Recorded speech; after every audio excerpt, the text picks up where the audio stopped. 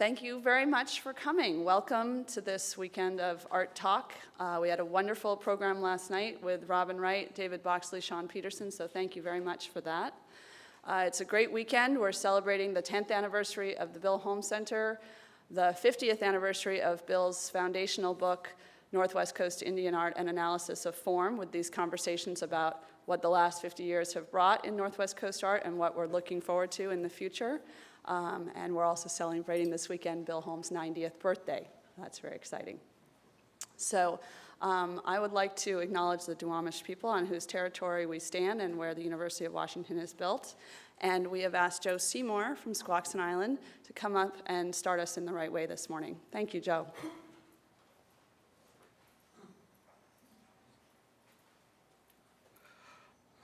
Good morning. Like she said, my name is Joe Seymour. My ancestral name is Wahalatsu, Squaxin-Upshtus, come from Squaxin Island. The song I'm going to be singing for you today is a welcome song composed by one of our community members, a man we call Bear, Corey Oleg. So, here we go. Yo, yo, yo, hey.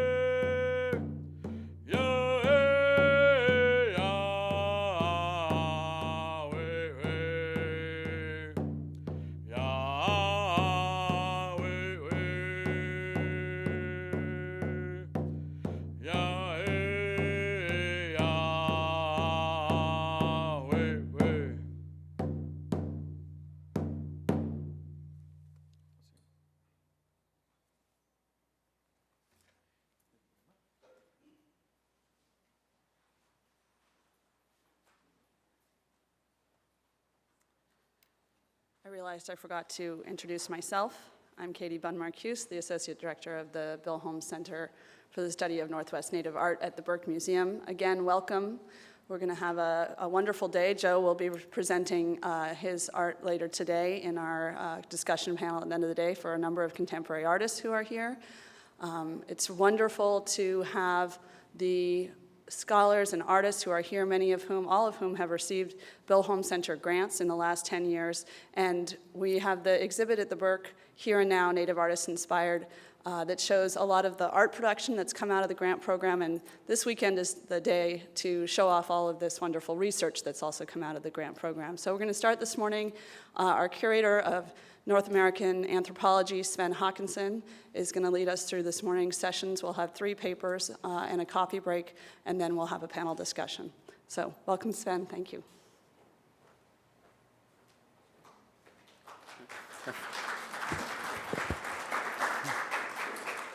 And Chimai, good morning. Well, first I want to welcome you guys to this panel, and also welcome you and thank you for taking the time to be here to listen to the presenters.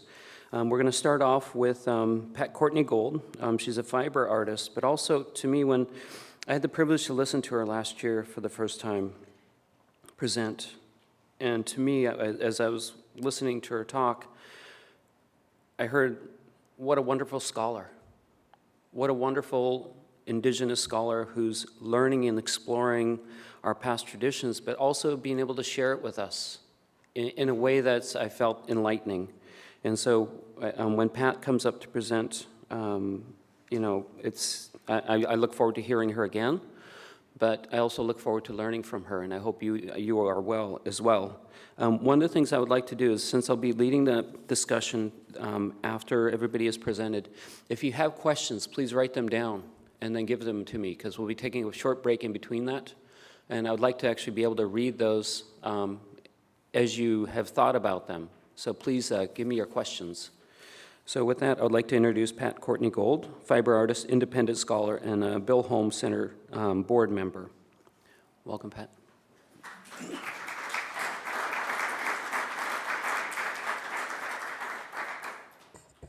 Well, I do want to thank everyone for coming, and I want to thank the Bill Holmes Center for the work that they've provided for me, and again, helped me to go in certain directions. So what I want to do is sort of give you a brief introduction of myself. This is me. When I was a child, I was born and raised on the Warm Springs Indian Reservation, and my history is along the Columbia River. We were a trading people in the Columbia River trade route, one of the largest in the U.S., and we were a very wealthy tribe. We were the middlemen. We were trading with people as far away as the Rocky Mountains from California, from the coast. And these trades were more than just a gathering and trading of wealth. What it was a gathering and trading of songs, dances, and chance for our young people to get together. So that was the long 12,000-year history of my ancestors.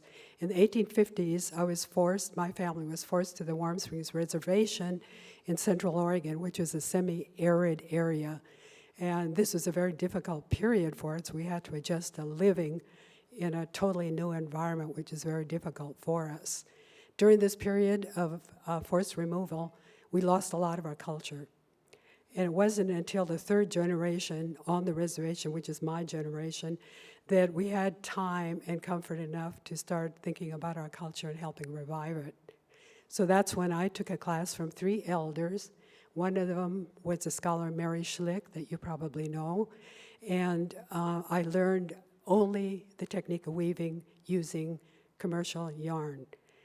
And I thought, once I learned how to weave, I wanted to learn more about the indigenous way of weaving and what the designs meant. So I joined a number of different weaving organizations. One of the organizations was Northwest Native American Association, and Robin Wright happened to show up at that one. So I got to chatting with her, and then she was telling me about the Burke Museum and that I could come and study the collections. And that was a real eye-opening for me, because the only museum I ever visited when I was a child was the Maryhill Museum in central Washington, right off the Columbia River. And I thought that everything the museum had was on display. I did not know there were collections until I met Robin, and she put me on the right path about what museums had to offer. So then I started looking at different museums besides the Burke, and one of them was the Portland Art Museum, the High Desert Museum in Bend, Oregon, and also the Maryhill Museum. I went back to study their collections. I was not sophisticated at the time. All I was doing is looking at designs, and I was told that the main fiber that was used was dogbane, and that's Indian hemp. So I didn't really study the fiber, but I really got familiar with a lot of the design work. I also was fascinated with the stonework because my family lived along the Columbia River, and I was familiar with some of the petroglyphs. So I got interested in petroglyphs, and I still have that interest in it. And what I'm doing now is graphing these images, and I'm starting to put them on baskets. This time, while I was doing this research, I was looking at some magazines and some books that had a picture of the 1805 basket collected by Lewis and Clark. And I thought, when I get really good at weaving, I want to go back and study that basket because it was such an intricate design on that basket. So I finally felt confident enough to call the Peabody, and they invited me to come back, paid my expenses, and I arrived there just in time when they were renovating the museum. So the museum to me was a museum of museums, because when I went in, they actually had items hanging from the ceiling. They had canoes hanging from the ceiling. And then they had a lot of things in covered glass cases, including replicas of glass plants that the botanical students were studying. So it was a fascinating experience for me to be there. But my main purpose was to study this basket. This is the image of the basket. This basket was woven probably late 1700s, early 1800s, and it was done by one of my ancestors. And I held that basket, and I had a spiritual experience holding it.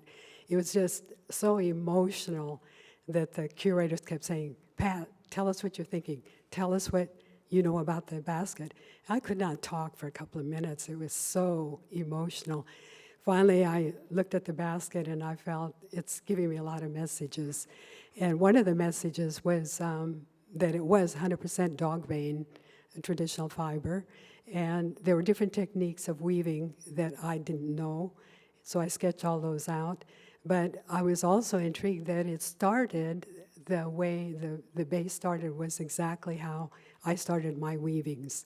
And I was very pleased that after all these generations, that part of our weaving was handed down. I still have to go back and study the rim of that basket because it was quite different from the rims that I've been working with now. And the Peabody Museum said, "Sure, come back anytime and you can study that basket." Meanwhile, I fell in love with this cattail skirt. It's made with cattail cordage. And when I was studying this, I had a curator with me. And if you look carefully at it, you can almost see groups of the cattail cordage. It's hanging in sort of groups. And I was intrigued with that, so I just picked up handfuls of the cordage material and looked at it, and I realized that part of the cordage is woven right-handed. You're spinning and twisting in one direction, and you're spinning and twisting with your left, if you're a left-handed person. And I thought, well, there had to be a reason to do this. So I went home and I made myself my own little skirt. And then I realized that if you spun just to the right as you walked, your skirt would swing to the right.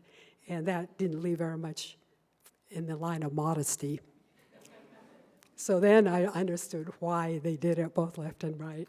And this was a real technical breakthrough for that time. Dogbane cordage, and dogbane, it's getting very scarce, it's very hard to find, and it's very time-consuming to process, so I was really intrigued with this. The shuttle is used to making nets, and you don't really weave a net. After you get the cordage done, you're knotting, you have a gauge and you're knotting around it. But I was really intrigued that there's that much cordage to be found and to be studied. Flat Wasco baskets are not very common, but what's common are the designs. And the bird design is actually a condor, because we had condors in the Columbia Gorge up until the early 1900s. When the dominant society moved in with their powerful rifles, they thought condors were good targets, so our condors disappeared. But they were the equivalent of a thunderbird. They were really honored, and they perched right above our campsites, and they always appeared to be watching over us, so we always felt comfortable when we had condors around us. At the bottom of the bag is a brown fiber. It's called dogbane. And then the first time I got to studying the grass that was used in weaving is the light color behind the background, and that is a sedge grass. And I learned all of this after I studied this basket, because finally I was exposed to the question, what really were the fibers that we used? And I eventually found out that we used a number of different fibers. But sedge grows in estuaries, up in mountain streams, in flooding after river floods. It leaves behind little ponds, and that's where the dogbane grows. But now, in contemporary times, it's very difficult to find. I was also invited to the Smithsonian National Museum of American Indians in Washington, D.C., and one of the first invitations, I discovered a number of things that were very interesting, which I'll talk about later. But I want to first talk about a weird thing that happened.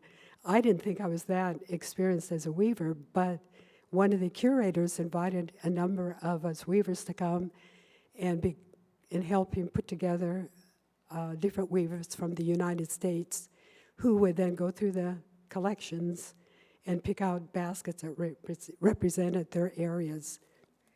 Excuse me. So I was one selected for the Plateau area. And another person that is well known for a number of you is Lisa Telford, Haida. So she was back for the Northwest Coastal representation. So we found out that the Gustav High collections, and there's over 1 million of collections in that person's collection that he donated. But in the Northwest items, I don't think he knew too much about Northwest work, because I didn't see quality items. So we talked to the curator, and he said, go ahead and go back and select baskets that you think represent your area, which I thought was very open for him. So that's what we did. We went and selected. But we also told him one of the problems with having an exhibit put on by a museum, and the exhibit is in the museum, is people will think these items are old. They represent Indian people who don't exist anymore. So we recommended that they have current contemporary baskets in their exhibit. Not only did this curator agree with us, but he funded us to purchase 2 different baskets from each of our areas, and those have become part of the permanent collection. That was a wonderful experience. So this is a contemporary basket that I made, and it's called a yuppie basket. And one side, the opposite side of this basket, is traditional images of geometric faces. And you remember the first image I showed you of a basket from the High Desert Museum had a geometric person. Well, I took that concept and I thought, what is going to represent my time when I'm weaving in the year 2000? So this is what I came up with. And Sally bags have a skyline and an earth line. So the skyline is the mountains, the Cascade Mountains, where I grew up. The earth line represents contemporary highway traffic. Again, my studies in the museum, National Museum of American Indians, I found this interesting top. It's a dress, and the top part is made as a fishing net with dogbane, and the bottom are condor feathers. They're very long. And this is actually quite heavy. But it intrigued me because it represented a certain period, late 1800s, early 1900s, when condors were still part of our lifestyle. I wanted to share with my students some of the contemporary interpretations of your traditional artwork. So I saw this and I knew my students would be interested in this, but it's based on a Cheyenne warrior shirt, which is usually made with buckskin, has fringes and beadwork on it. In this case, the theme is photos. So the items hanging down from the arm are actually 16 millimeter film, and pieced together are a number of images photo images from his homeland, and there's a beat-up-old house and dead cars parked around it, and then in the foreground, they are now raising horses and cattle. So I thought that was a good example of a contemporary expression. Some of you may remember a fellow named Beck, and he did these styles of, I wouldn't call them carvings, but they're based on Northwest carvings. And his interpretation of this walrus is the body part is a old tire, and then the metal is the face of the walrus. I'm not quite sure what the tusks are. I couldn't get close enough to see that, but I'm sure they're not real ivory. But it really is a good representation of his interpretation of a walrus. A lot of his work also used dental tools. I then went to the Field Museum. I was actually invited to the Newberry Library to give a talk on, of all things, Lewis and Clark meeting the Columbia River Native people. And so I was there, but I asked the person who invited me if he could contact the Field Museum and I could go and spend one day there. And so that's how I got into the Field Museum. They were specializing in a show of Stu, their dinosaur, at the time I was there. I found this Wasco basket. It's two baskets that are woven together, and the two baskets start separately at the base, and each basket has its own different geometric design, but they're connected at one side. So I looked on the inside to see how they're connected, and it seemed like a rough way of connecting it. So I went home and thought about, I have a math background, so I thought about spirals, and I thought, how can I collect spirals? So I figured out how to do this in my own interpretation. So that was a reward to see a different way of creating baskets. I've never ever seen this, and this is part of my culture, the Wasco trade. Everything, all our baskets are in uniform sizes because we trade. Well, I didn't realize that we also cooked and mashed different roots and bulbs, and this, I'm sure, is camas cooked together, because I've seen camas cooked and made, spread out into a cake, and then it's cut. And in this case, it's drilled, and it has a handle, a wooden handle. So that was obviously made for trade. And so this is the first time I've ever seen one like that. Another real interesting example was a headdress. It's horsehair mixed with plant fiber, probably dog bane. It's trimmed with leather and beads, and I thought this would be intriguing for my students to also see a new interpretation of, instead of feathers, you can use other items. I got an invitation from a fellow from Germany. He was a professor there. He said, come on over and give a talk to my class, and again, of all things, Lewis and Clark visiting the Columbia River area. So I spent a couple of lectures there, and this is an interpretation of a German Indian, and I thought, we need to have more people in museums to clear up imitations like that. World Culture Museum, this is the first time I saw a basket, a Wasco salad that was probably a gallon size, and I was impressed with the collection there because everything they collected was such a good condition, almost perfect. And the little basket on the side lying down has a red design. It's pretty much moth-eaten, but I wanted to show that because it shows a period in time where our people would unravel wool items, probably a wool blanket, and use that as a color background. So again, what I learned in this museum study are the trends in basket weaving from natural fiber to whatever was available, in this case a wool blanket. Hop string is also available, yarn, different kinds of yarn, gunny sacks, and I've even woven baskets with plastic. And I have a friend who tears up T-shirts and weaves with T-shirts. Back to the World Culture Museum. So this was a very interesting basket made out of cedar roots, and I recognize this because a lot of Washington people, Klickitat, Yakima people make baskets similar to this. And it's imbricated, it's coiled, and you only see the design on the outside. And the design elements are bear grass, the light color, and the root, we call it the skin from the root, the dark color. And it's reinforced with a willow band on the top and the bottom. I found some Tlingit baskets in the Linden Museum and the Stuttgart Museum. And I just wanted to show this because I knew there'd be Tlingit peoples in the audience. These are my professor friend and one of the curators at the Linden Museum in Stuttgart. I wanted to show that because you get an idea of what their museums look like, their collections. I was fascinated with a corn husk bag that I found. It was made with,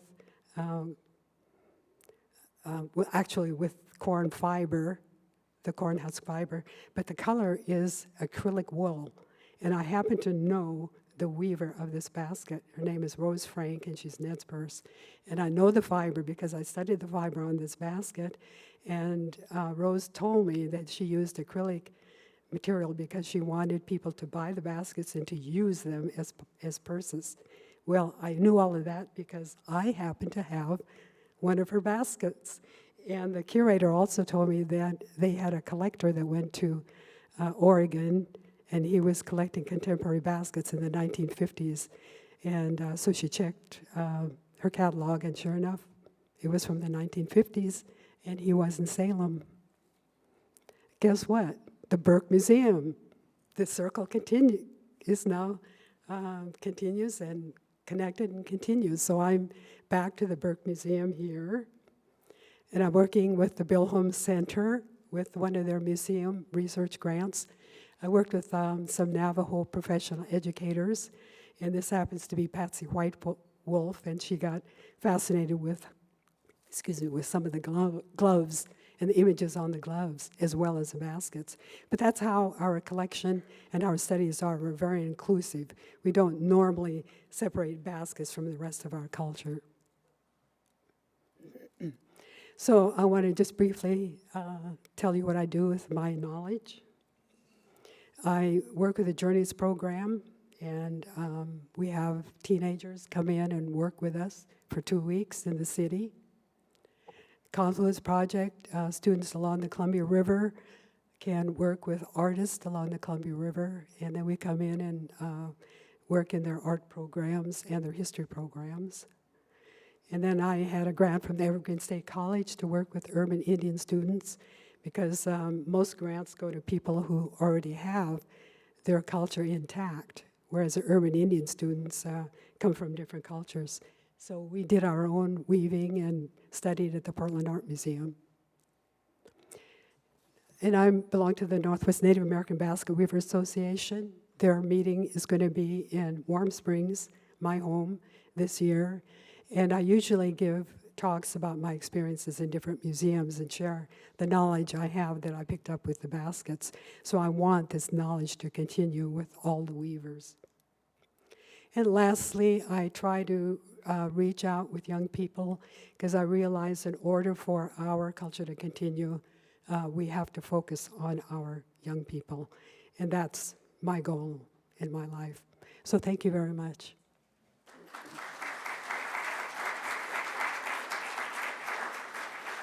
Okay, so next speaking is Dr. Nadia Jakinski-Sethi. She's an Alutiiq art historian, and I had the privilege of serving on her committee for her dissertation, but I also had the privilege to have her work with me in the communities in Alaska. So I look forward to hearing what Nadia has to share. So please welcome Nadia Jakinski.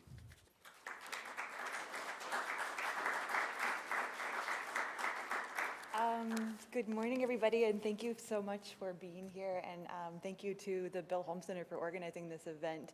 And I also just wanted to send a shout out to all of you who are donors to the Bill Holmes Center and the Burke Museum, or just who support what the Burke Museum and the Bill Holmes Center is doing, because really it is an exceptionally important program to be able to bring in scholars and artists into the museum collection so that we can make our research go forward, and so that we can bring what we learned in the museums back to our home communities and share it outside. And I also just wanted to thank especially Robin Wright, because it's been such a pleasure to have you as a mentor, and such an honor to be able to work with you during my time when I was a graduate student at the University of Washington. And so today I was asked to talk about my connection with museums and how museums have been part of decolonizing in Alaska.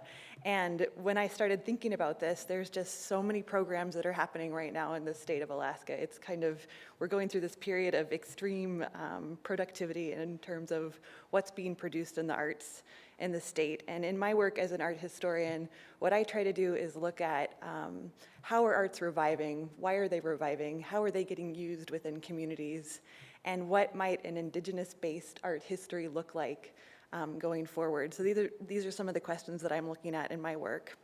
And what I thought I'd do today is just kind of give you a synopsis of what's happening in the state of Alaska by giving you a tour around the state and showing and sharing some of the programs that I've been involved in through research and then funding also of arts and culture programs.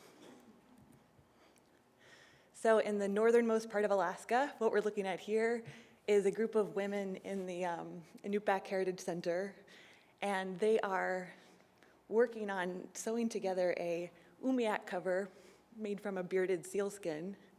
They use sinew as their thread material, and this is something that they've been working on since February. They do this every year in preparation for their annual spring harvest of the whales. It's a really important community event that brings together multi-generational components of the community, and it's really an important art form. And I think it's pretty significant that this is happening inside of a tribal museum. It's a new tribal museum for the state, opened in the 90s, and it's part of a partnership between the National Park Service and the Inupiaq community, the tribe, and the city.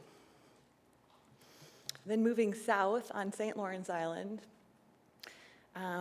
right now, Lydia Potiki is working on preparing the skins of approximately 200 crested auklets, and she's going to be making a parka like the one you see here for a workshop that she's teaching in the schools on St. Lawrence Island. Parkas like this haven't really been made on St. Lawrence Island for a very long time, so she's bringing this tradition back, sharing it with youth, and inspiring the youth to be involved in learning about the process of why it's important to have this connection to our culture and our heritage, why it's important to remember how to process skins like this, how to harvest them, how to hunt them. And when this park is complete, it's going to become part of the Coerix Beringia Center for Culture and Science in Nome, which is another tribal museum that's opening up in our state. These images come from Quinnahock. This is a village on the western side of Alaska, on the Yukon-Kuskokwim Delta. And here, students are learning about their history by studying pieces that are just being excavated right now. The example that you're looking at here is this teeny tiny wooden mask that was just excavated last summer. And just for the reference, the plastic tray that you see on their table there, that's the actual mask itself. And these artifacts are being taken into the schools and shared with the students, so that these elementary students are using this as part of a project in their school to work on their writing projects and to connect with history and culture. And it's the first time that they've had really this opportunity to learn about the traditions that are unique to their community, and to recognize that they have a unique artistic heritage that comes from their own place. This is the artifact that you see here comes from the oldest known pre-contact Yupik site, and it's a really important site for Alaskan art history because it's expanding our knowledge of what's out there, what kind of artifacts have been made, and eventually all of the pieces that are excavated from this site are going to become part of the cultural center, again in Quinnahock in Alaska. Moving south in Kodiak Island, the museum staff and the board members of the Alutiiq Museum and Archaeological Repository are right now getting ready for a trip to Boulogne-sur-Mer, where they're going to select an Alutiiq mask, like these examples that you see here, that they're going to bring home with them as part of a temporary loan program where every 5 years, 2 masks are brought over from France and returned home as part of this program that's been established between the museum in in Boulogne-sur-Mer and in Kodiak. And these masks were removed from Kodiak Island in the 1870s by the French ethnographer Alphonse Pinard. And since their rediscovery, they've become part of this major revival of mask-making traditions on the island. So for me, it's a sign of how important it is to be able to reconnect people with cultural artifacts that are spread throughout the world's museums. This is a photograph from Cassan on Prince of Wales Island. And here, there's a group of Haida carvers, and pictured here are Stormy Hamar, his son Eric, and Harley Bell Holter, who work every single day in this tribally owned carving shed. And when I was there earlier this month, they had just finished carving this dugout canoe, and it's based on a design that Stormy had looked at in the museum in Ottawa. And so they're bringing back this really important tradition into their community. And the apprentices that he's working with are able to be paid to do this work so that it's part of their identity. It's coming back into their culture. And when they're not at work on this particular project, they are busy restoring the oldest Haida clan house in Alaska, which is going to open next year.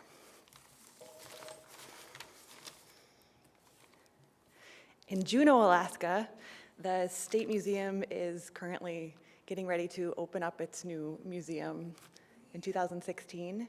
And Steve Henriksen, who's the head curator, is reviewing all of the draft material for the new exhibit labels. And I just wanted to bring in this example of one of the pieces that's from the collection in Juneau. It's an Alutiiq, most likely, squirrel skin parka that had previously just been in the collection under the general term Eskimo. And through this process of creating new labels, Steve Henriksen is working with a whole team of Alaska Native co-curators and beginning the process of learning the stories behind these kind of artifacts. And so as part of this process, we've been able to identify that this parka is Alutiiq rather than Yupik or rather than Dena'ina. And it's also bringing out these discussions around what was this parka actually used for? What's the story behind it? Is it the story of, as has been recorded in the historical literature, a parka that was worn as part of what you might give to an honored guest at a ceremony? This is what ethnographers were recording in the 1800s. Or is this parka part of the process of colonization that's showing that people didn't get to wear some of the traditional artifacts the traditional materials like sea otter because those materials had been taken away and denied to the communities because of colonialist attitudes around people's relationships to their heritage. The Russian American company forbid people from wearing sea otter materials for their parkas. And so this was an example of the kind of material that people started wearing instead. So one more example, in Anchorage, the staff from the Arctic Study Center just this week are getting ready to welcome a group of master ivory carvers into the museum who are going to participate in an ivory carving residency program. And one of the artists who's coming is Susie Sillick, whose work we see here. And her work is referencing some of the older traditions of ivory carving using really traditional materials. But the subject of her work is also about very contemporary issues for Alaska Native people. And this particular piece that we're looking at here, which is called "What Does It Take to See My Heart?" references stories around sexual violence against women in Alaska Native communities. So for me, all these activities that I've just shared with you is really evidence of an incredibly exciting atmosphere for Alaska Native arts today. And literally, across the state, there's a huge diversity of art forms that are being produced, revitalized, and shared with the public. And I wanted to give you a sense of why this activity is so important. I think to do this, we need to kind of back up and look a little bit at the history of Alaska and colonization. So for most of us here, this is a pretty, that we all know the story of colonization, but I think it's worth repeating. And what we're looking at here is a copy of a drawing that was made by the artist Sven Waxel. It records the initial encounter between Alaska's first colonizing visitors and the indigenous population. And in this case, it was a group of Unangan kayakers in the Shumagon Islands, and Vitus Bering and his crew. And the date that this particular incident is recording was September 4th, 1741. And George Willem Steller, who is the naturalist aboard the ship, recorded in his journal that in exchange for some alcohol, Chinese pipes, tobacco, a metal kettle, some sewing needles and thread, the Unangan kayakers gave the Russian visitors whale blubber, root vegetables, 2 bintwood hats, like this visor that you see that this Unangan kayaker is wearing, and the staff that he's carrying. And these objects were destined to go to museums in Russia. They didn't make it there because Vitus Bering's ship was shipwrecked. But after this event, this is really the starting point for the complex story of Alaska's colonization and the transformation of Alaska Native material culture from functional objects used within our communities to curiosities designed for museum collections, like this example that we see here, where pieces are taken completely out of context and put into a setting where they did not initially intend to be. And as we all know in this room, as with other indigenous communities around the world, those who fell under the process of colonization often had very devastating effects for our communities. There was introduced diseases and exploitation of resources and loss of land and traditional practices. And our arts and material culture underwent extreme changes. Alaska Native people were discouraged from making many examples of our traditional arts. And in many cases, we stopped making traditional clothing and other traditional objects in exchange for manufactured clothing and objects. So by the turn of the century, in the early 1900s, the 1930s, anthropologists were forecasting that our cultures were destined to vanish. And just to give you a few examples of quotes, in 1963, George Fedoroff, who was the supervisor of Indian arts and crafts at the stationed in Alaska, he noted, by and large, quote, Alaska Native people, perhaps with rare exceptions, had lost their own form of artistic expression.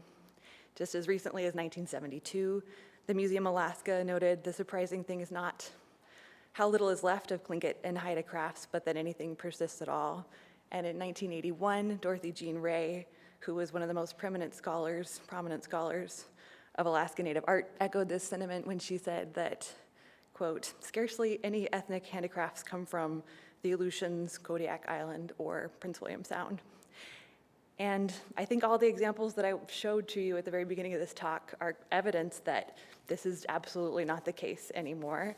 And we are really in a period where you can't make those statements anymore. So you might ask, what happened to change this shift in our way of thinking about Alaskan art history, and what happened to change the course of our history? And I think there's a few contributing factors that we could bring up.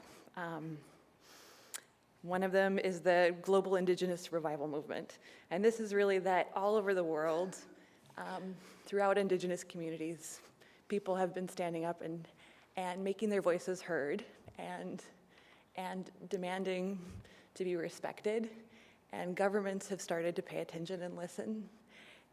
For example, the United Nations has adopted in 2007 the Universal Declaration on Indigenous Rights, which recognizes Indigenous rights to own and control our heritage objects.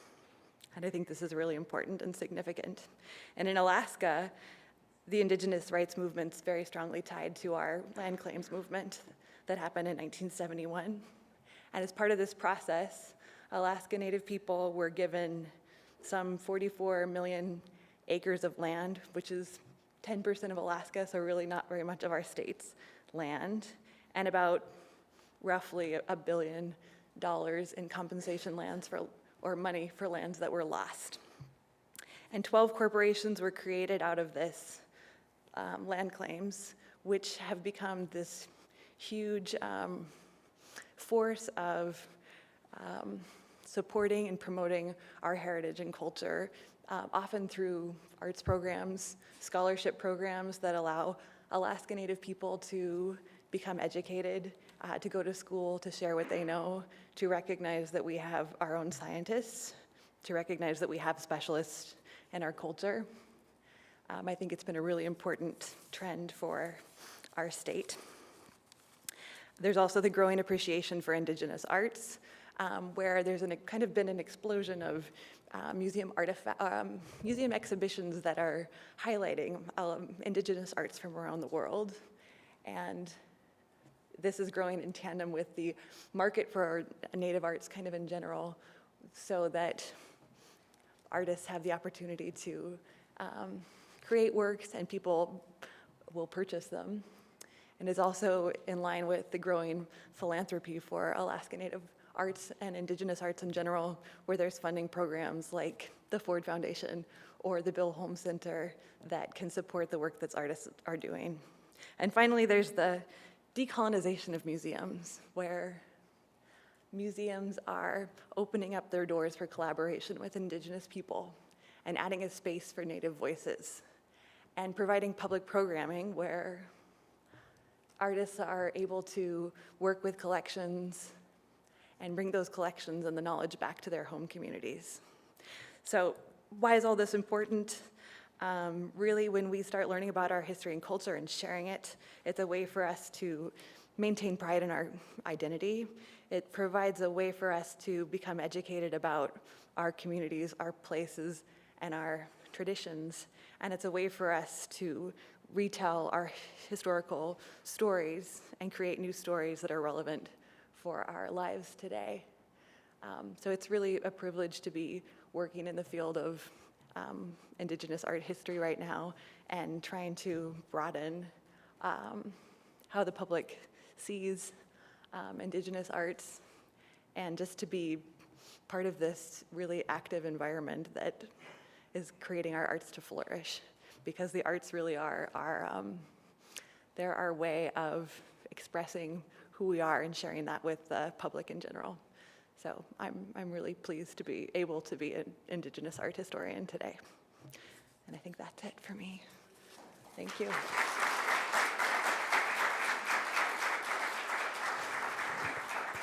All right, well, thank you for your patience. It's really special for me today to have this wonderful group of people who I'm very grateful to work with. We've been working on a film made by Franz Boas in 1930 in the village of Sakis, Fort Rupert. And it's a film that exists in the Burke Museum archives.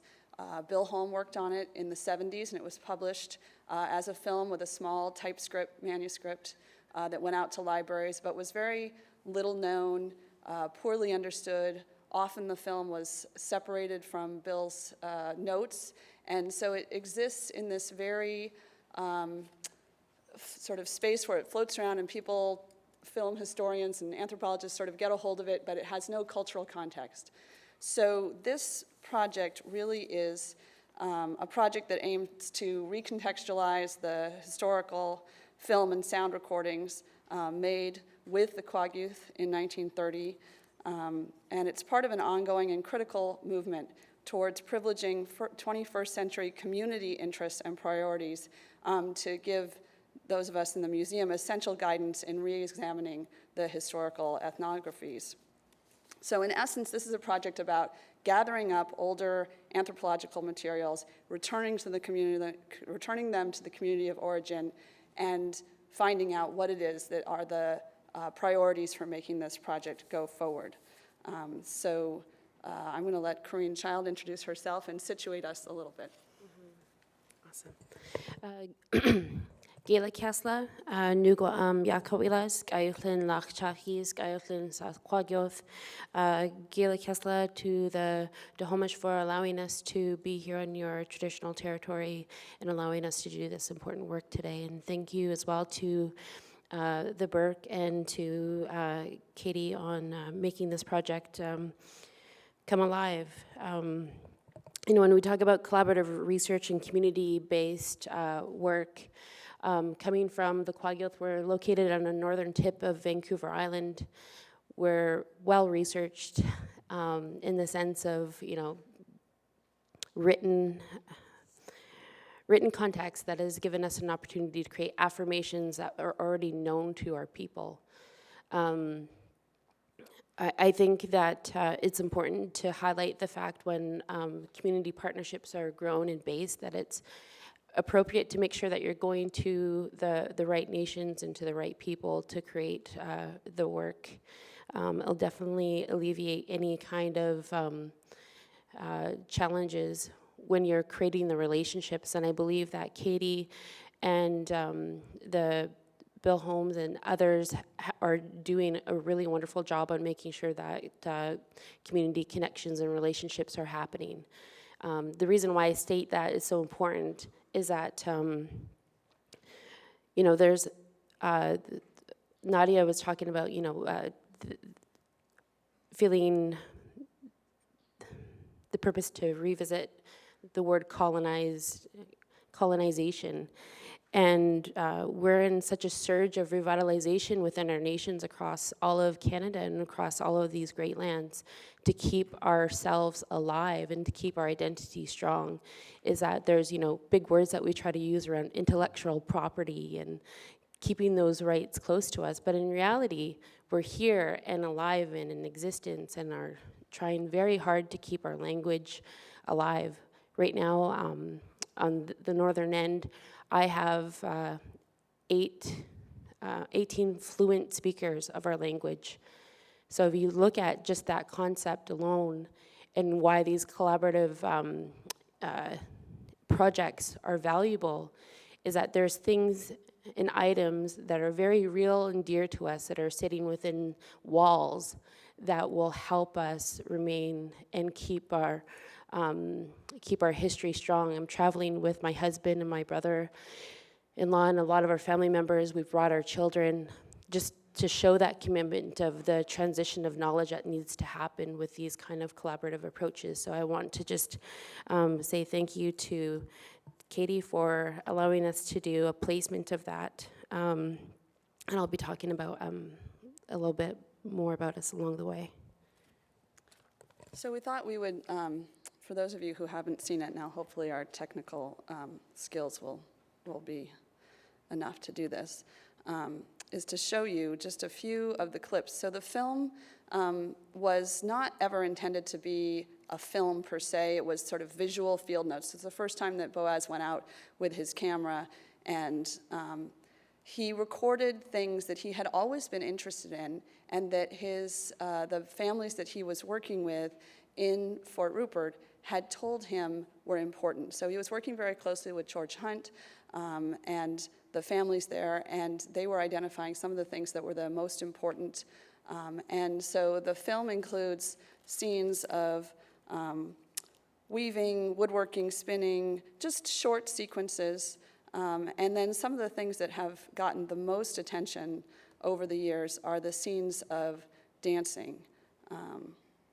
This is just a digital rough draft we have, but we're planning to make this available in various different digital platforms.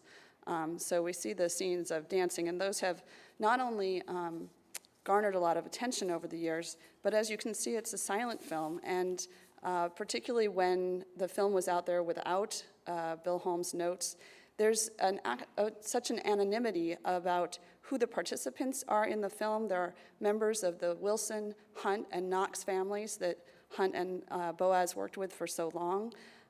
And clips like this have appeared in many documentaries about the Kwakwaka'wakw without reference to the identities of the participants or any real contextual information. And so without the accompanying music, the strength of identity, and particularly that voice that's so important, is really diminished. And so part of our project is returning the strength of those identities and the voice to some of this material. So let's stop that for a moment.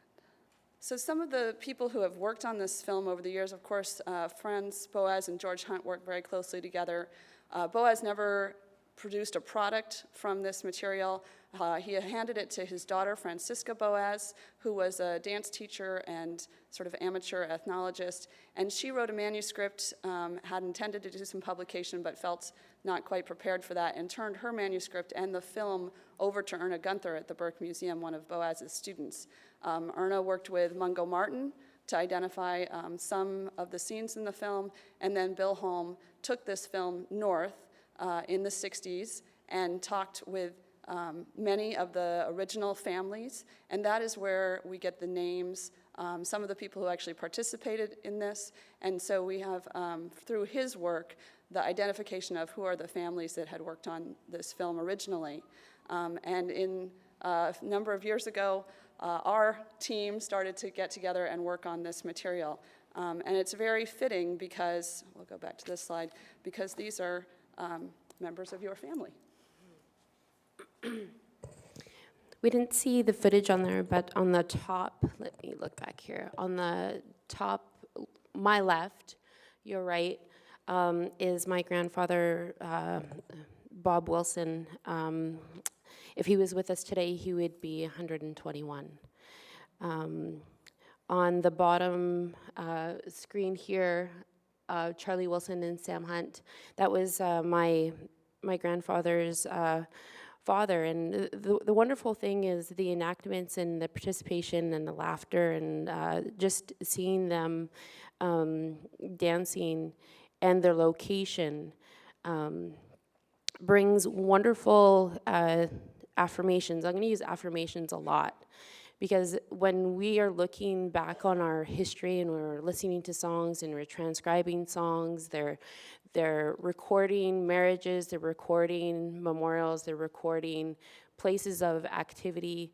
And as we kind of delve into it, and my husband and his brother are our nation's lead singers, so I get to really just have a bird's eye view on the storytelling piece, and when we're bringing it to our chiefs, and our chiefs are telling where our next dances are going to go, we have a really solid customs and laws within our big house that are really nicely fine-lined because our system, they married eldest to the eldest. So my name, Yakawila, sits in the house of Wasamala. That name will always be within his home. So just trying to create just a small snapshot. I could probably stand here for a week just trying to, organize the structure and tell the stories of how our customs and laws create the connection to dance and song and land. But really that's what this project has really allowed us to see physically in I remember the first time, I believe, were we in Philadelphia? We were in Indiana. Indiana. The Archives of Tradition. I was able to hold all of my family's baby songs in these wax cylinders, and I couldn't wait to just be able to hear them. I wanted to share them with my family, bring that information back home. We're still in the midst of putting that together, but with all of these pieces and puzzle pieces coming together of the wax cylinders to Bill Holmes notes to being able to extract the recording, to be able to have our lead singers transcribe the songs, to get our Nino God, our fluent speakers, to help what the true meanings were. And then voila, magic. We're here and alive, and that song has carried on for, over hundreds of years. And what wonderful connections to have and to be able to create questions around that. Who composed the song? Who was there? Who was present? How are our families tied and connected to those song composers? Because those song composers really allowed our laws and paths to be followed. You never created your own polls. You never created your own songs. Someone told the story for you, for it to be witnessed. And that is a whole system of our potlatch. It's a whole system of our governing bodies. And it's a pretty powerful world to be a part of and to share and to create an identity that will blanket our children for the rest of their lives, just to be able to contribute in that way. So one of the things that Corinne was mentioning is the marrying all of these pieces from different museums and archives. And we have just a quick example, and then we're going to have an actual live example. So these films were made in 1930, and at the same time, Boaz had a wax cylinder recording. You can see the man in the back singing, and these recordings exist at the Archives of Traditional Music, and here's what they sound like.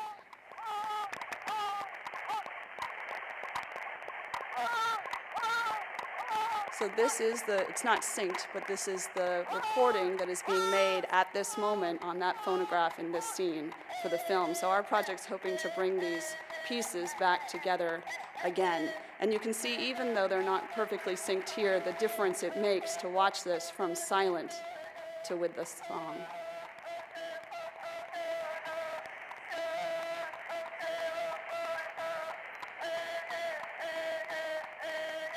So we have a number of generations who are represented in this project, and most importantly today, we have members of all of these families with us. And in Boaz's film, we can see the salmon dance. And Tommy, do you want to say a little bit about the song from this?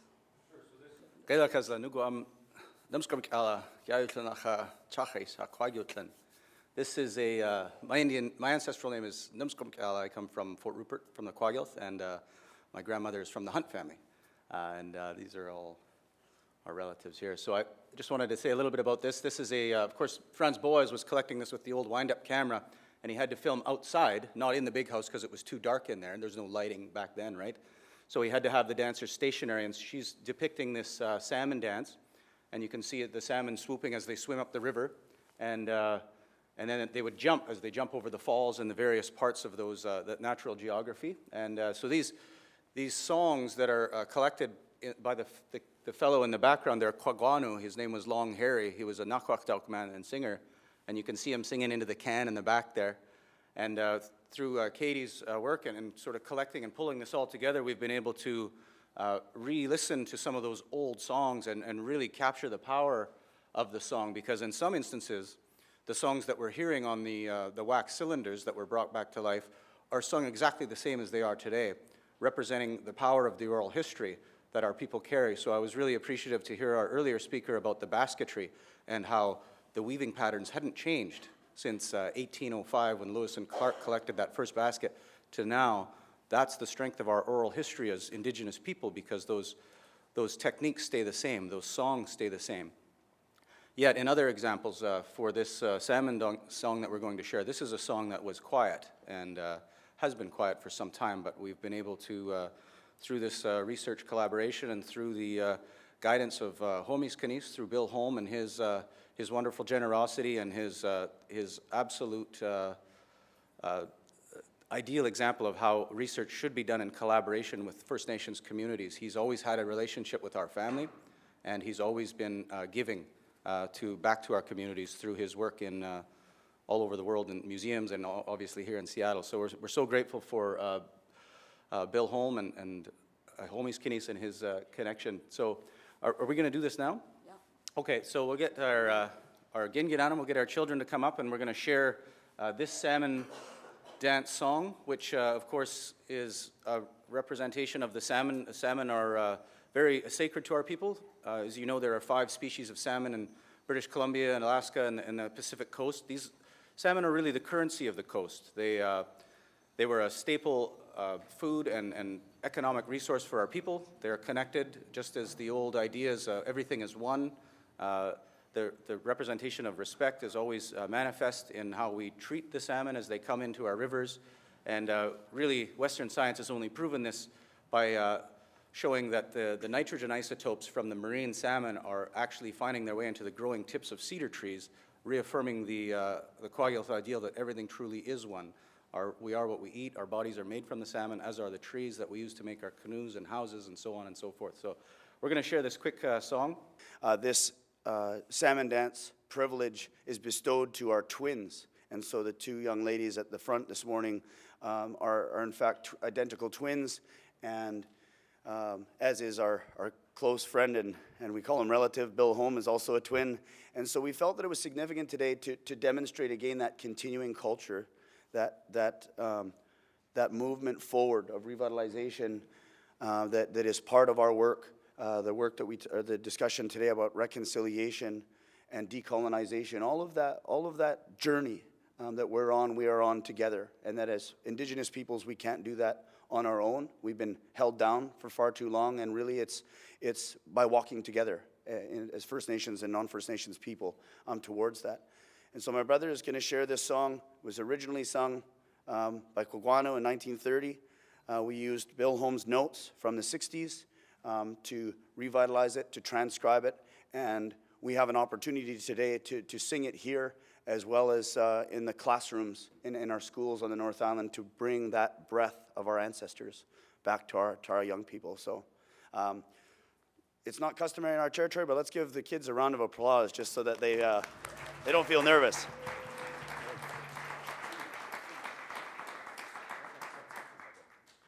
And I just want to say Gela Kaza to our relatives from the Coast Salish to the Duwamish. Thank you for your welcome and allowing us to share a small part of our culture with you here today. Gela Kaza. You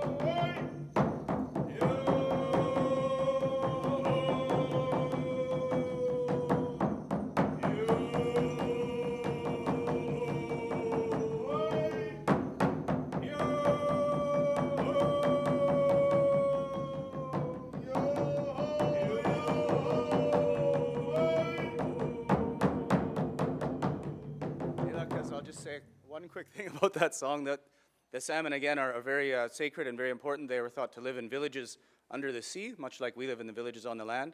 And that yo-ho, yay-hey, that's the actual language of the salmon that you're hearing. So I'll just leave it at that and let Katie and Corinne wrap up. Thank you. I have to say that was amazing because I've heard that song in the wax cylinder recording from 1930, and it's hard to hear, and Tommy has been working very hard with the transcriptions and the Boaz notes, and to hear it like it's supposed to be is really amazing. And thank you, kids. Thank you so much, Gila Kashla. I appreciate your audience, your patience with us. Anything else? Good. Gila Kashla, we'll take our break now.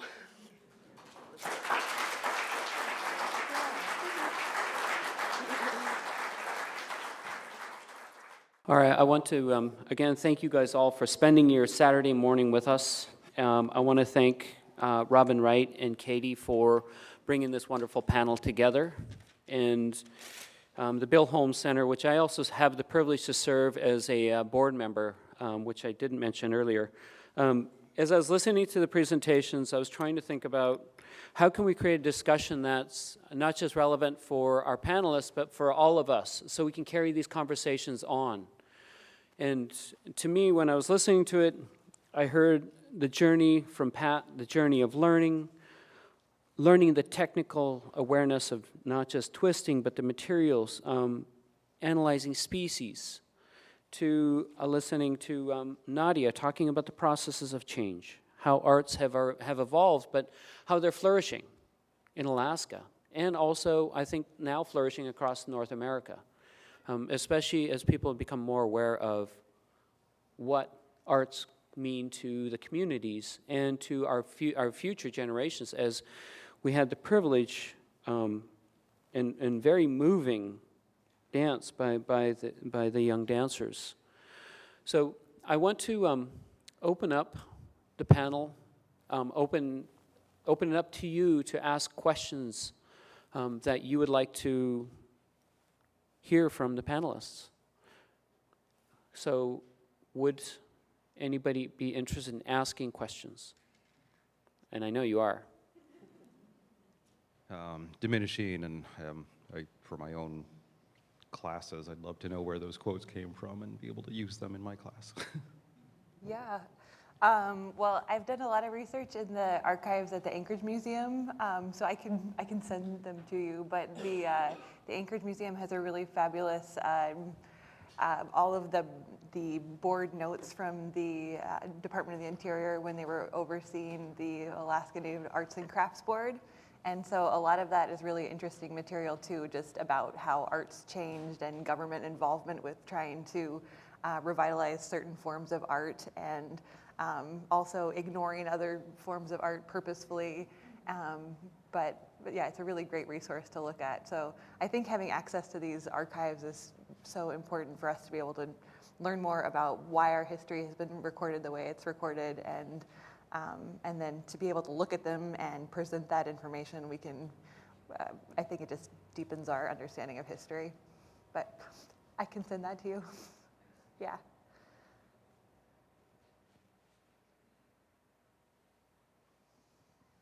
Morning. I'm from Metlakatla, Alaska. We have 5 fluent speakers left of our language. In reclaiming those old songs, what is the process for? Could you explain here? Getting to hear those, what I imagine could be very scratchy, hard to hear recordings, and do you have the speakers left who can help kind of figure out what those old songs are actually saying, if there are words in Kwakwala that are in them, and just how that process went, and if they were brought out again at feasts once it was finished, once the process was finished? Thank you for the question. I guess the technical aspect is to get them digital, and then once they're digitized, you can hire a geek to go through and try and take out the static, slow it down. The clip that Katie shared with us earlier was quite quick and had to be slowed, so you do a little time stretch. And then once you get it to that point, hopefully it's good enough quality that you can then sit down and take a shot at transcribing it, and then get your elders in the room and get a sense of what the Kwakwala is saying. And again, it is very urgent work because of the state of our languages, and this has been going on for, I guess, in Canada there was the potlatch prohibition for a 70-year period. It was lifted in 1951 or 52, and so during that time there was families that went underground with the potlatching and kept on, and then there was other families that, you know, were persecuted and put in jail and stuff like that, and yet in the 50s when the ban was lifted, there was a lot recorded on old audio cassettes and even before that, so there's a lot of work to be done there. And maybe I'll ask Corinne to share an example of how a song has come back into the family, and just that part of the question, you know, how do you then breathe life back into it, and has that occurred? So our family, Wasamalas House, hadn't had a potlatcher feast for approximately like between 90 and 100 years. And the beauty thing of the song recordings is that they're always tied to a house. So we know that these songs belong within our home. So last year, or maybe it was 2 years ago now, our family had our first feast, and we were able to share songs that belong to Bob Wilson in that feast. And the wonderful thing is that some of these songs have been sung, but we didn't know quite sure how they were in our home, or if they had moved through dowry. So that's one thing that we always wanted to have as, here's my word again, affirmations of what we had property rights to, like within our own families. So feast songs, the crying song, the warrior songs, all of the ones that have come to us, we are getting prepared to put those where they belong on our chiefs and onto our children. And it takes quite some time to collect them, but when you think about the history and the stories within them, we do have speakers that are able to tell us what is being said within the songs. And when our song composers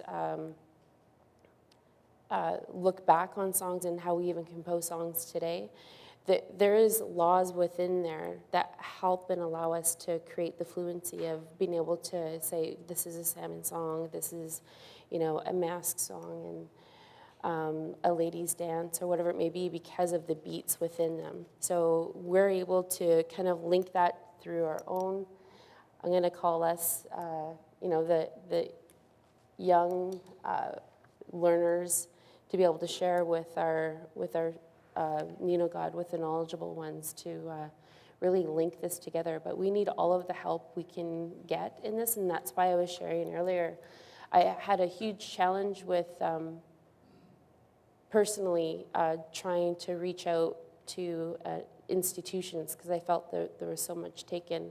But what I realized is taking down some of my own barriers and my own releases on that is that, you know, a lot of beauty can come out of these relationships and linking of these projects. Like I said, from the wax cylinder to the songs being sung at home and the oral history that's already there, to the written notes by Bill Holmes, to bringing it to our song leaders to get Tommy. Tommy is the one that usually does a lot of the legwork on getting it down on paper and getting it in tune, and our boys come together and they start linking it, and you know, we bring it out in a way that we can have it sung to our elders, and then stories come. That's really as organic as it could be. That's the process, is like sitting in the room with our elders and sharing, and you know, they tell us when we're right and wrong. Yeah. If I could just jump in with one last piece. The part of the process is all of these institutions, all these archives, have to work together. And that hasn't always been so easy in the past. And so for this project, the film resides at the Burke Museum. The wax cylinders reside in Indiana. The notes that Boaz took at the time that he was there are in the American Philosophical Society in Philadelphia. And all of those things have different catalog numbers that do not go together in any way, so that the film sequence and the cylinder and the papers in the notebook have no correlating numbers. So it's a slog, and you cannot do it you can't make those connections without the language speakers and without the people who recognize and understand what all of these things mean. And so it's useless information without everybody working together. I also want to add that we're not, we're not just a small team that's doing this work. I know that later this afternoon, there's another gentleman, if I say his name right, Miguel, who did a project and included Wahawidi, who's William Wasden, who's a close relative to us back home. And really this is collective work, especially with singing traditions. In the last approximately 30 years, there's been a real revitalization. Bill and many of our elder leaders talk about a time when our song carriers were those were those elders, the old men that carried those song traditions at the log. And I say this respectfully, I don't mean by age, but our elder women who also carried those songs. And even though they don't carry the role and responsibility of singing in that ceremony, they know them all. They're the one whispering in the men's ear and giving them that information. And so in the context of this project, we used the original recordings, we used electronic technology, we used Carl Haber's, laser technology to try to revitalize those very, the scratchy old recordings. Yeah, I mean, you're sitting there going like this, going, okay, what are they saying? What is that word? And so, it's extremely difficult, and yet we know that it's paramount, that every time we whether we get it exactly as it was sung in 1930 or that it's a re-expression of cultural property, and it's supernatural, and it connects us to our families. So again, we're breathing life back into those old songs, but in the same context, we're using those written tools. We're using institutions and the allies and champions of the mainstream to help us reconstruct, rebuild, and to retell a story and an unbroken tradition that, as Tommy mentioned, was put down, and the thumb of oppression and colonization banned these traditions, and our generations of children went to residential schools. And this is hopefully becoming more of a familiar story in society, and that we can all contribute to that reconstruction and revitalization. And in the context of our song traditions, this is something that's really taken off amongst young people. We have cultural programs in many of our public schools, our band-operated schools, independent schools, whereby all children are learning about the traditions of our people. And so it's, again, that collaborative spirit that is integral to this work. So for fear of talking too much, I'll stop there. I have a question. That's my work, by the way, you're talking about. I'm Michael, not Miguel. But I've got that my whole life. I'm so used to it. Hi, my name is Michael D'Angeli, and I'm from Metlakatla, Alaska. And the focus of my dissertation is the type of work that you guys are doing, as well as the compositions, new compositions, and new works in choreography that are being created by our dance artists. And I'll talk about that during my presentation. But one of the questions that I had for the panel, for you three especially, is the idea of copyright laws that exist within museums, because I know of two very similar projects. One, Terry Lynn Davidson and the Haida Gwaii Singers, they went through the process of having digitization of wax cylinders, and she, being a lawyer, was able to fight against what they were saying, how the copyright laws govern those songs, essentially not allowing for those songs to be reproduced publicly, because they were they were breathing life back into the songs by making them accessible through CDs. And they weren't limiting who could buy the CDs. Anyone could buy the CDs.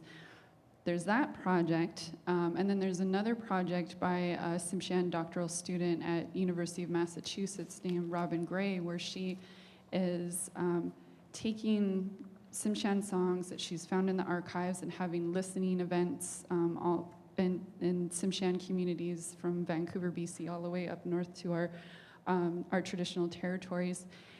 And because of the copyright law that she is being held accountable to, because she's a doctoral student, You're not allowed to have your phone on to record the songs. You're not allowed to sing the songs. She's just looking for feedback of essentially from people who, we don't have a lot of fluent speakers, as Davey was saying, people that have spent time with our language and are rare fluent speakers. But those copyright laws have caused her to actually start a repatriation case, a legal case that's going to happen in Canada. As many of you may or may not know, there's nothing like NAGPRA in Canada. The Native American Graves Repatriation Act that is here in the U.S. Allows for repatriation to occur more frequently, and that has a lot to do with different colonial histories. But for repatriation to happen in BC, it has to happen through treaty. And of course, that's another form of coercion to force people to settle treaty claims. So in this process, it may be impossible for these Tsimshian songs to come back to our community without a treaty. And I'm just wondering, in this case, since you guys are First Nations from BC, how is it, or did anyone try to stop you from bringing these songs back into the community? Do you want to answer that? Paper, rock, scissors. Yep. Plug in. Who wants to start? Corrine is also our elected chief of our Quagio First Nation, so I know that she understands that very well, so we'll let her go first. Yeah. There's no easy answer to your question, but as Quagioth, we're actually under a Douglas Treaty, so we don't participate in the BCTC process that is out there. But we haven't had anyone try to stop songs coming back to us. I think the only hurdle that has been a challenge with any songs coming back home that belong home is making sure that we're in communication and direct contact with our hereditary system. You can't take very much power away from our hereditary systems and allowing us to stand and push their rank forward. And we've done our best to, whenever our songs have come back home, that they're placed immediately amongst our families.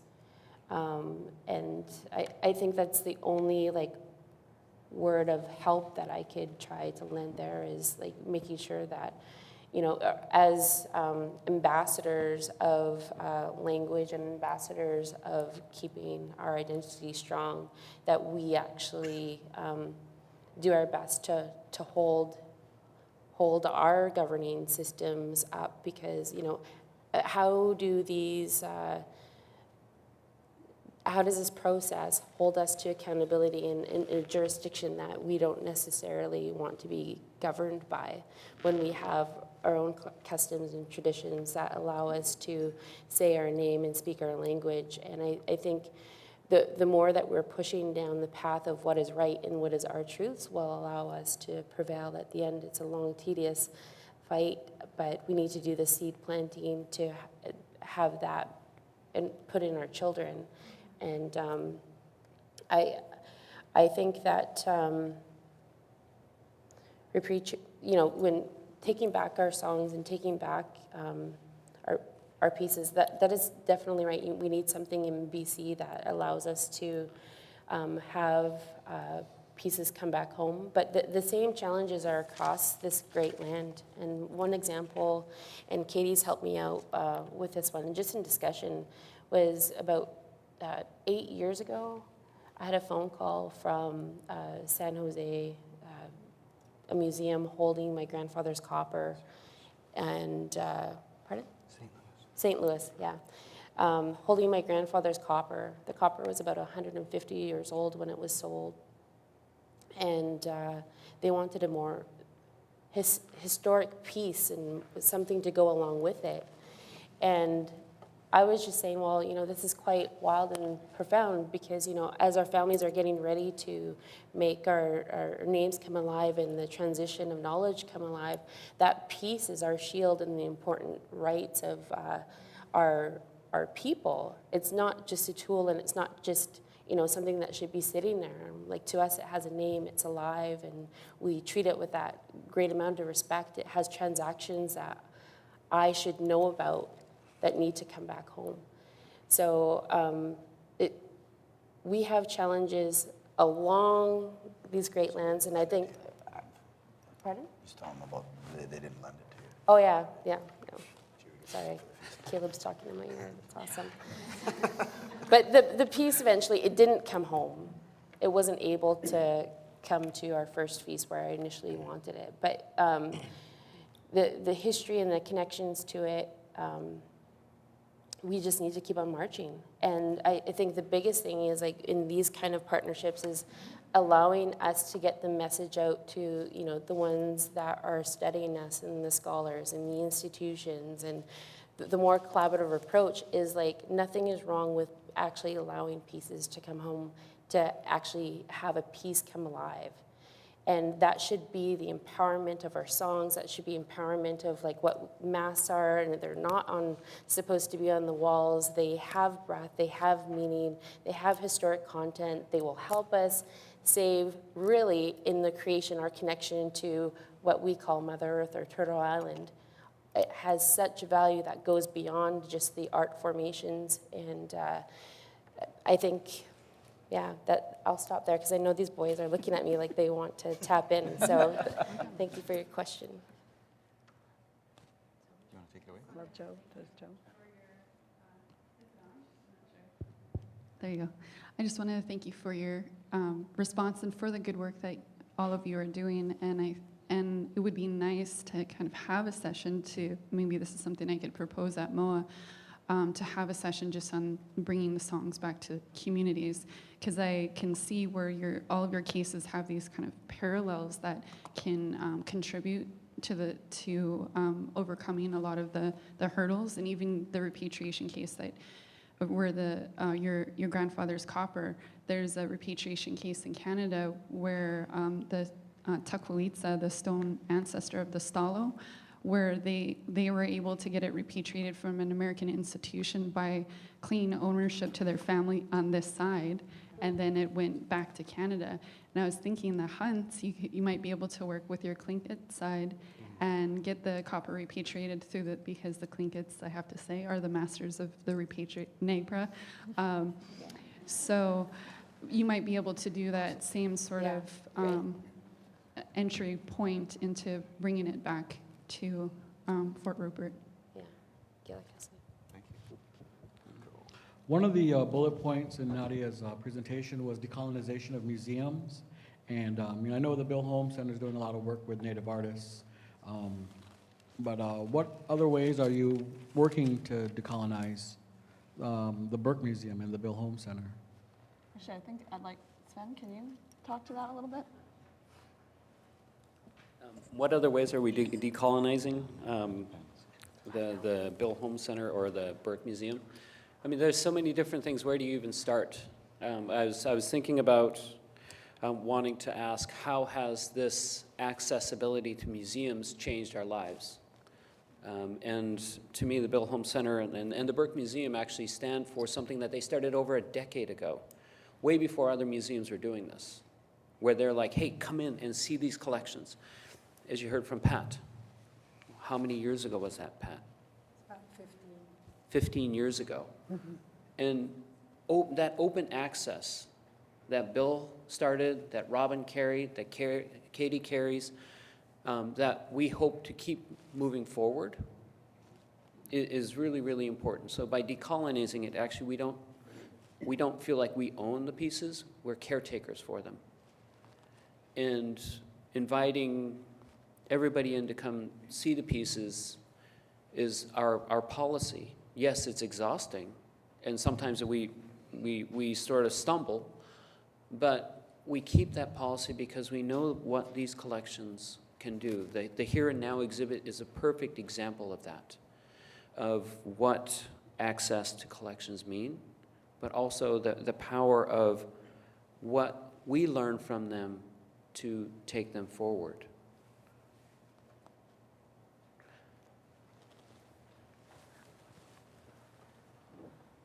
I think that's a very good point, and it was really interesting is that I'm for the University of Alaska in Fairbanks.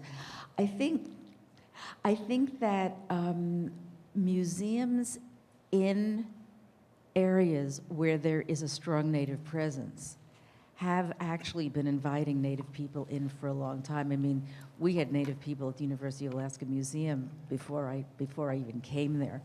And we had, basket makers from the Yupik area coming in and looking in our baskets. I think the real challenge, like also used to be at the American Museum of Natural History, which was not welcoming in those days to indigenous people.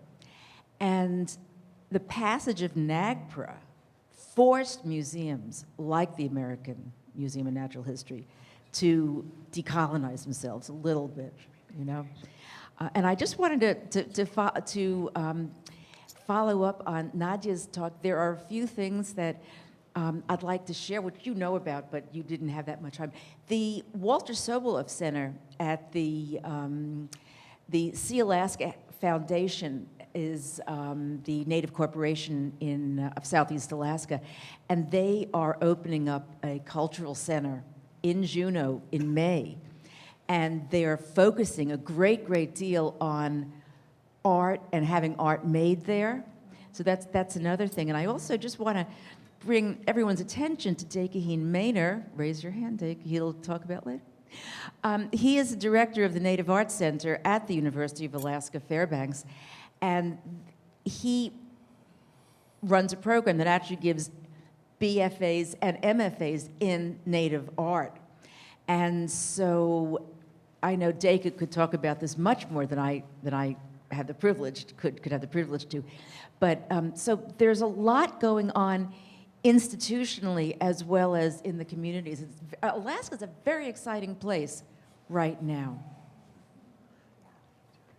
I don't know if Nadia is going to reply to that too. I just want to add and acknowledge her for actually putting that in her presentation today, and her relative for asking that question, because I think that in that decolonization work of museums and institutions and the education system of which I get to work in, I think some of the big points in that, some of the work that Bill and Marty represent, and we acknowledge in the way that they jumped in a kayak in the early days and traveled through the territory of the Kwakwa-speaking peoples, as a metaphor in doing work with, whether we call it art or with ceremonial materials, we first have to have a relationship with the people that we represent. We have to move forward in knowing where those places are and who the people are that, if they're no longer in the world that made them, but the families and the peoples are still there. I think that as institutions, we have to tell a current story. We can't, as we talked about the American Museum of Natural History, you walk through the Hall of Northwest Coast Indians, and it looks like it's a reflection of the past. It's dark, it's quiet, nothing's labeled. These are Kwakiutl ceremonial masks. Nothing in that space says anything about the fact that our people are still here. And there's no relationship. There's an invitation, there's that infancy is there, and we're all at different places in that story, but that is something that we acknowledge, the Burke and the Bill Holm Learning Center, places like the Umista Cultural Center in Alert Bay, where we're close to where we live. We have the ability to house our own stuff and to create infrastructure so that we can care for those pieces when they're in the hands of community members. But whether we're talking about masks or blankets or any of those material cultural items, they're far more powerful outside of a glass case in the hands of the community. In the same way that Corinne referred to her family's copper. On that day, can you imagine if the Wilson family held that copper in our house, in our ceremony, and in the territory of where it's from, on the sand of our big house after 100 years, that their feasting had been put away because of that shroud of colonization. That's powerful. That's decolonization, and that's part of our work in re-educating society with the truths from our territories. Can I add something to that? One thing that's going on along the Columbia River where I'm from is a number of small reservations either have developed within the past few years museums or cultural centers. And it's sort of interesting to me, the relationship that you were pointing out, how important that is, between the museums or the cultural center to the community. Now, a lot of communities, the homes, are not quite up to par for museum standards. And the people know this. They realize that some of their collections have been moth-eaten, or some of the kids have been out playing with items they shouldn't be playing with. So what's happening with the museums is the older people, the elders, will go into the museum and they say, I have this beautiful buckskin dress. It's 100 years old. It's got beads on it, probably about 30, 40 pounds of beadwork. And I would like to have this in the museum for the collections, for people to appreciate and understand. But at the same time, I would like my family to come to the museum and take this item to be back in our community for special ceremonies that we have, for marriage ceremonies, for giveaways for young children. And then after it's used in the community, then it's returned to the museum. So that's one relationship we have, the community with the various museums. And the same thing is happening in Alaska at our state museum, for example, where there's a policy that some regalia can be checked out to tribal members for ceremonial purposes. And then I guess also just following up on other ways that museums are decolonizing, I think it's really important that right now museums are changing the way that they care for the objects that are stored in the back collections. So for example, sacred objects are sometimes being removed from a place where everybody can view them or any visitor can view them, and put in a special space where they're given a different kind of respect. And spaces have been created in museums to house artifacts that come from funerary purposes, for example. I think that's really important. And we're also adding more indigenous languages. We're updating how we label artifacts, what names we're giving to pieces, and updating collections in general so that we don't have this piece comes from Eskimo territory. We're finding out how to put in the correct tribal names and adding names of artists when we know them. There's a ton going on. It's pretty exciting. Yeah, and one of the things that Sven and Holly Barker and Robin and I have been talking about, and comes for me from the learning I've done in this project, is not just updating our catalog, but working with other institutions that hold more of the intangible things like audio recording, sound, video, so that the dances and the songs, the names, the family houses, that intangible property that is related to a physical object in your collection, that those can be reflected in your database and in the knowledge, so that the museums can be a repository for that for future generations. And it's very important to bring that intangible property back in relationship with the physical objects, and also to figure out what are the protocols around access for those things, permissions, copyrights. It's a complicated project, but it's one that I think is one of the new goals to move towards. So I'm just a member of the general public, and I too wanted to extend a thank you and let you know how grateful I am for the opportunity to be involved in situations like this, not a part of academia or First Peoples, and it has a very deep meaning to me in a peculiar way. I recently was at a presentation by a fellow named Michael Mead, and he's a linguist and a mythologist, and he mentioned the term culture. And he said that culture, the word culture, comes from the concept to cultivate. And if you want to see a people or a country or a state's culture, look at what they cultivate, and that'll tell you what they're about. Unfortunately, here in the United States, it seems like we cultivate the acquisition of money, and that's pretty much it. But I began to think back more about the native peoples and such, and what I see being cultivated, or what I've learned about their cultivation. And the cultivation is about art, but it's not just about physical art, it's about dance, and it's about song, and it seems to permeate every aspect of this life. And Now, as modern people, I can recognize, of course, that art is a spiritual function. So it seems like the spirituality has a place within almost every element of the native life. And I find it very gratifying. I can feel it. And I'm inspired to then cultivate myself and my family in a better way as well. So I want to just share that interpretation of the word culture and to cultivate and see if it had any connection with or resonated with your thoughts and such. And once again, just say thank you so much for educating me, because through this education process, I develop a deeper understanding and can help perpetuate that understanding amongst the general public. So thanks again. May I? Yep. Yeah. Well, thank you for that comment. I think that therein lies the fundamental difference between the indigenous worldview and then that of the colonizer. In terms of decolonizing, back to the previous two questions, actually, and just how this clash of laws and sort of jurisdiction over who owns what, and then the example of the copper and all the intangible things and all of the examples, I think it all comes back to that fundamental difference in worldview and the paradigm that the lens that you're looking at this object. And the objects were collected in very questionable circumstances in a very dark part of our history. And our people were being oppressed to the maximum level. So the economies of the people were so crushed that, they were prone to susceptible to sale of these sacred objects. And Corinne's example of the copper, of course, the copper is a economic system.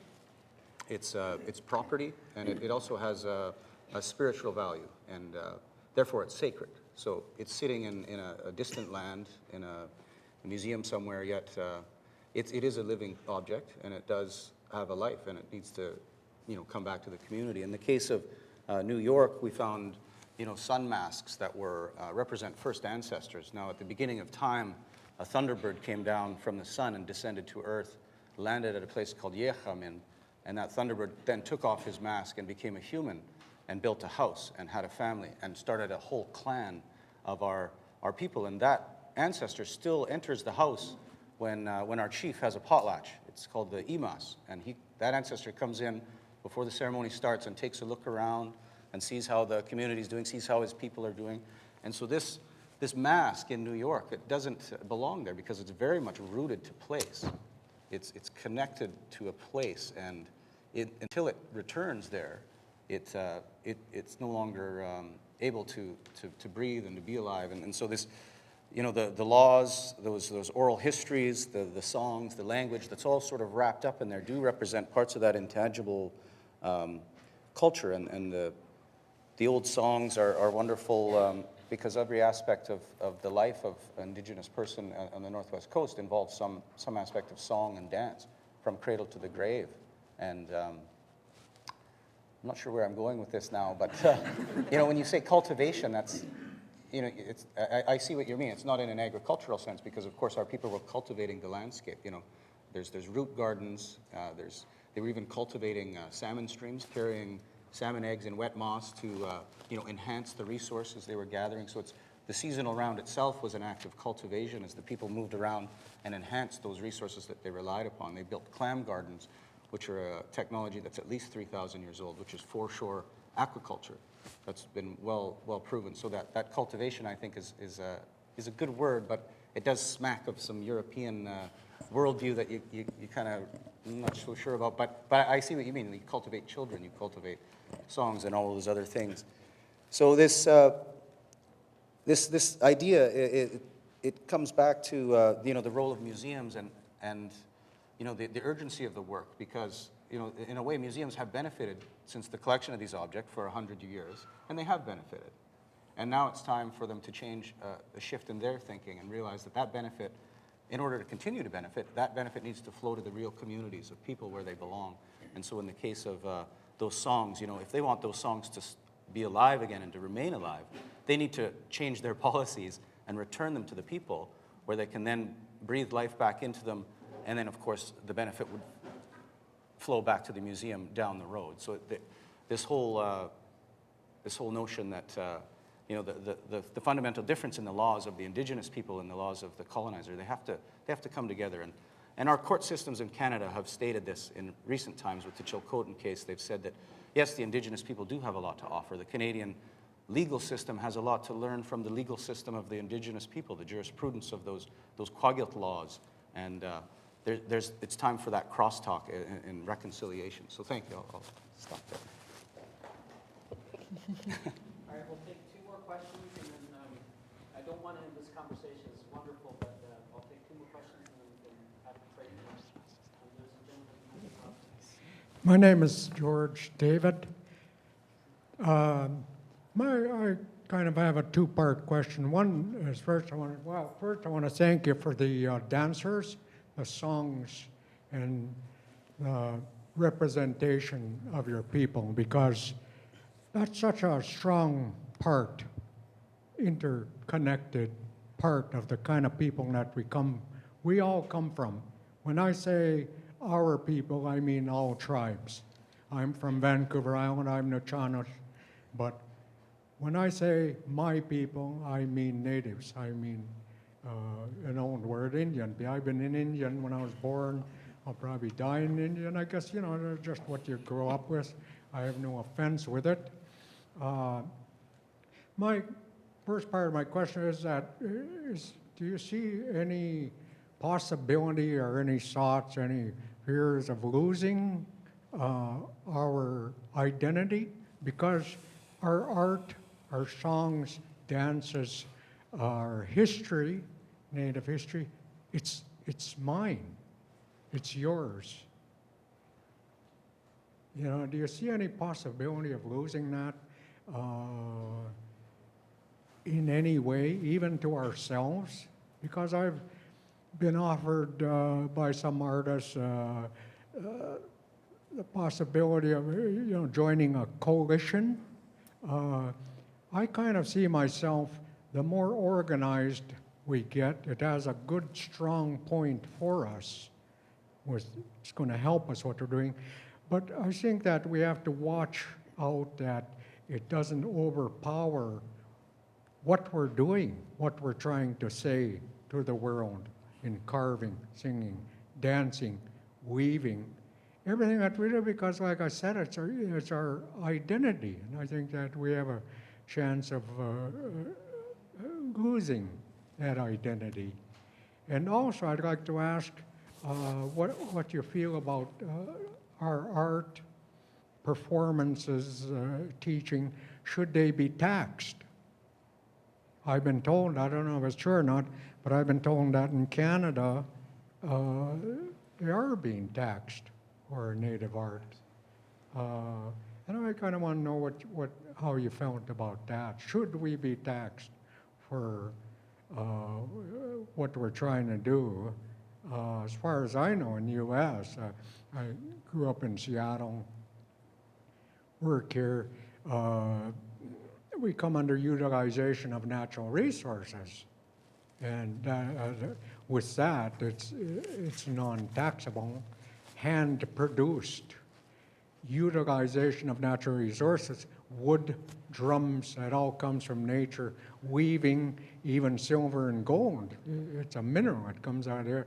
So it's non-taxable because it comes under utilization of natural resources. Should we be taxed? How do you feel about that? And you feel there's a possibility that we could lose we'd be losing our identity, if we lose our art. And that's multifaceted.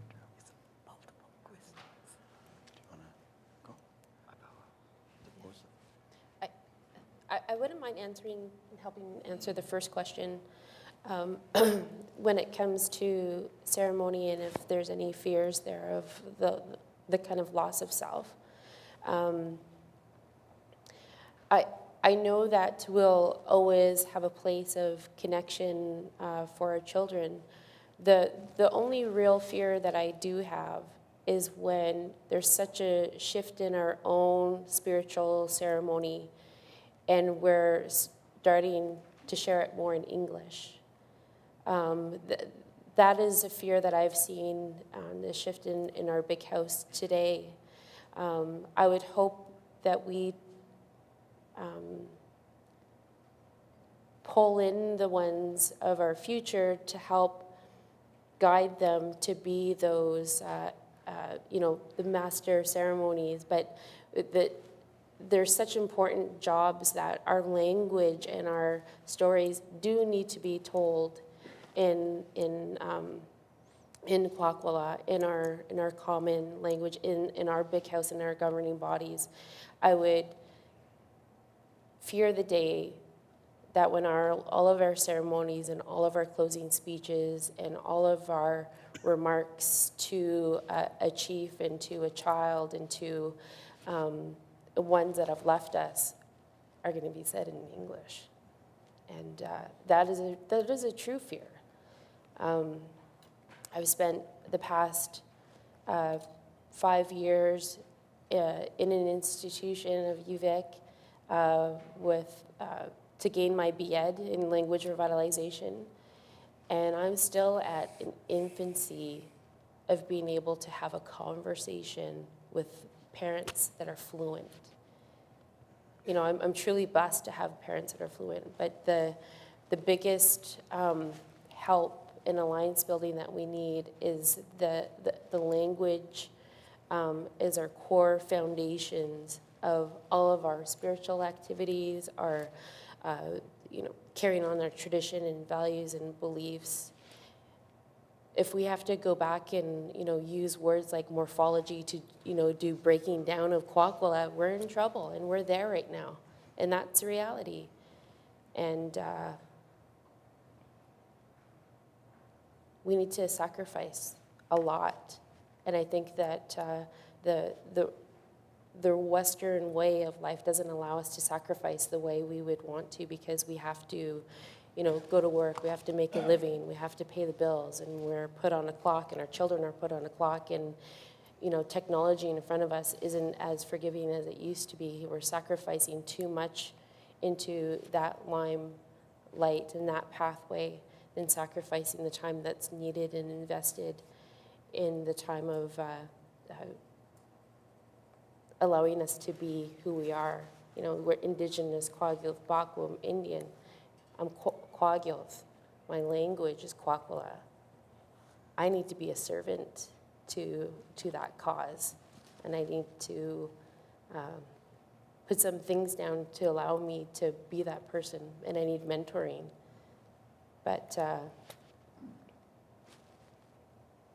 that's the only place that I'm worried about around loss of ourselves within that context of. I just want to add to that. So with that fear comes responsibility. And as our Nuchanuth relatives discussed, really it is about identity. And so even though my brother Tommy and I have a great, extensive multicultural history, it was our Nuchanuth great-grandmother, Emma Hunt, who always told us as young boys and some of our other great aunts that also instilled that teaching in us as blonde-haired, blue-eyed little Kwagilth dancers growing up, that it was our responsibility to walk in two worlds. And so on one hand, we have that tremendous fear and that tremendous responsibility to carry forward those teachings and values and language and that identity that we've been bestowed, as Sven referenced, in the role of museums and the Burke as caretaker. It was our late elder Basil Ambers who spoke of our walk in the world as caretakers. So we're caretakers of the land, but we're caretakers of knowledge and culture, and that we don't own any of that. We carry it through our life, and that we have to pass it forward, in Granny Emma's words, as hase kanat, as our ancestral breath, the breath of our ancestors, that we carry from our parents and that we pay forward to our children. And so there are those worldviews and cultural expressions, that are cultivated through Kwakwala language and through ceremony, and it's integral for us to carry that, in our work as champions and ambassadors and in living in a good way, whether it is trying to push back against that great big mainstream machine, but also participating in that livelihood, but as well never forgetting who we are and where we come from, and the tremendous responsibility that goes along with that. So, and I'm not sure about the tax question. We'll come back to that. We'll talk to the Canadian government at break, and we'll talk tax. I wanted to thank you all for such a wonderful and powerful morning session. And I especially wanted to thank Pat for your story about the Lewis and Clark cattail skirt, because we borrowed that skirt for a time of gathering in 1989, and we had the fibers analyzed. We discovered they were cattails, and we saw that combination of S and Z twist. Every other chord is the opposite twist, and we pondered that, why? And, it made it aesthetically more pleasing, but why? And it took you to make one of those skirts to realize there was actually a functional purpose for that so that it wouldn't twist around. And so thank you for sharing that, and it's enhanced my appreciation of that skirt. Thank you. Okay, so I want to thank the panel again. Thank you very much.